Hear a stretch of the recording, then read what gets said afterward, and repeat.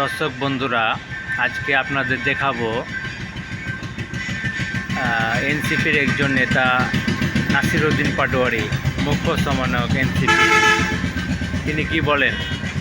জামাত রাষ্ট্র ক্ষমতায় যাওয়ার প্রশ্নই আসে না। তাদের রাজনৈতিক দর্শন ও অতীত আচরণ বাংলাদেশের স্বাধীনতা ও মানচিত্র ও জাতীয় চেতনার পরিপন্থী। ঠিক আছে দর্শক, আমরা কমেন্টে গিয়ে দেখি কি মতামত দেয় দর্শকবৃন্দ। দেখি কমেন্টে কি বলে। এদেশে বাংলাদেশ জামাতে ইসলামের হাতে নিরাপদ। চেতনা ব্যবসার দিন শেষ। মানুষ নিজ চোখে যা দেখে তাই বিশ্বাস করে। তাকে উন্নত চিকিৎসার জন্য পাবনা মানসিক হাসপাতালে পাঠানোর জন্য জোর দাবি জানাচ্ছি। ডারবি নাসির, যেই দলের সবাই মিলে এক আসন নির্বাচন করলে জামাতকে হারানোর সম্ভাবনা বেশি, সেই দলের লোকদের কথা কত বড় বড়। জামাত এনসিপির বীর্য পিতা, মানুষ খায় না। তোমার কি হয়েছে বাবু?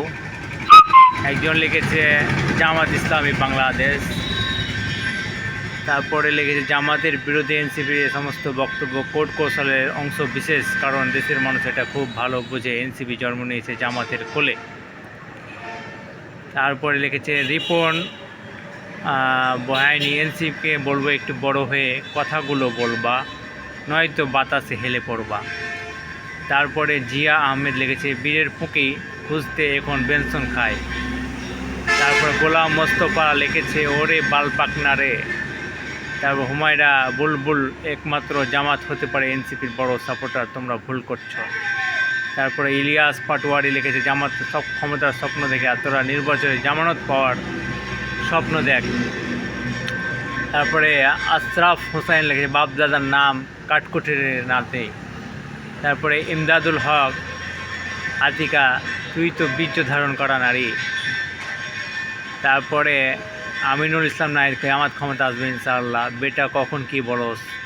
এনসিপি নাম শুনলে কেমন পচা একটা গন্ধ পাওয়া যায়। সবার পুটকিতে আঙ্গুল দিয়ে রাজনীতি করা যায় না। এদের যেটা দেওয়া দরকার ছিল সময় মতো, সেটা না দেওয়ার ফল। ছোট্ট বাচ্চারা এরকম কথা বলে। ভাষা চেঞ্জ করেন, মানসিকতা পরিবর্তন করেন। এনসিপির গায়ে দূষিত বাতাস লাগতে শুরু করেছে। পয়সা পেয়েছে অধিক, ভালো হয়ে যাও, কথা সত্যি। বিশ্ববিদ্যালয়গুলো দেখেও তোমাদের লজ্জা শরম না হয়, তাহলে লজ্জার ভ্যাকসিন দাও।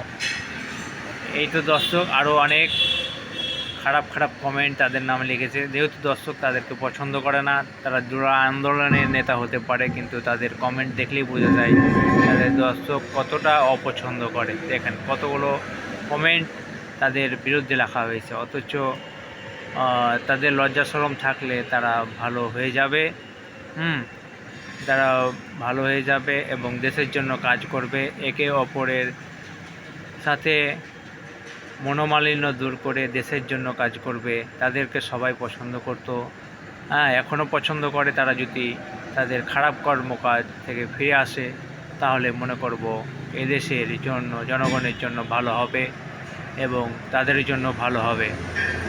দেখেন ভাই কত কমেন্ট। তো আজকে এই পর্যন্ত রাখলাম, ধন্যবাদ।